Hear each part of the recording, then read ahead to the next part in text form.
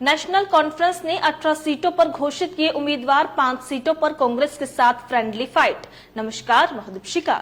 जम्मू कश्मीर विधानसभा चुनाव में कांग्रेस और नेशनल कॉन्फ्रेंस साथ मिलकर चुनाव लड़ रही है।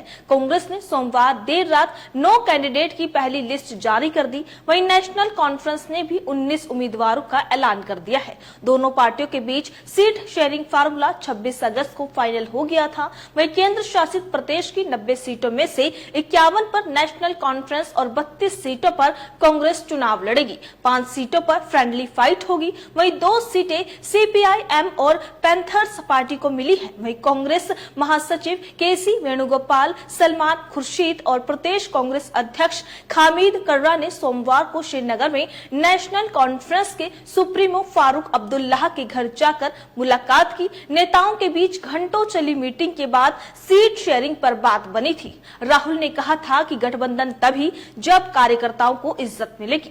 कांग्रेस अध्यक्ष मल्लिकार्जुन खड़गे और राहुल गांधी 21 अगस्त के शाम श्रीनगर पहुंचे थे।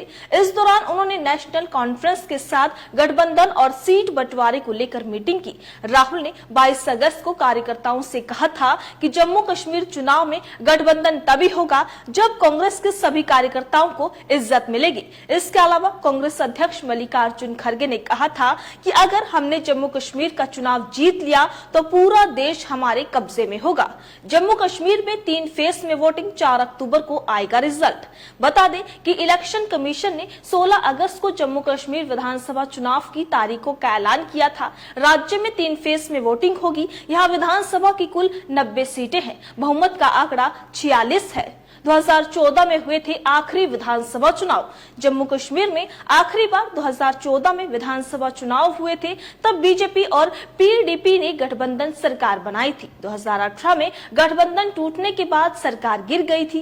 इसके बाद राज्य में 6 महीने तक राज्यपाल शासन रहा। इसके बाद राष्ट्रपति शासन लागू हो गया।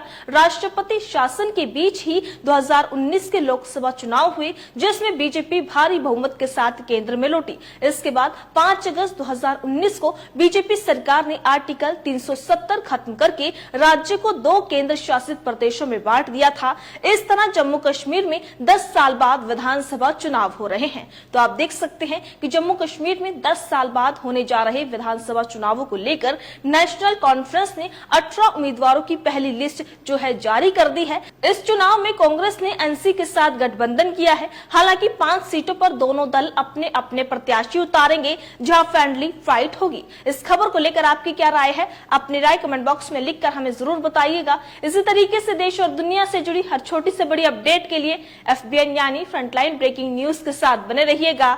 धन्यवाद।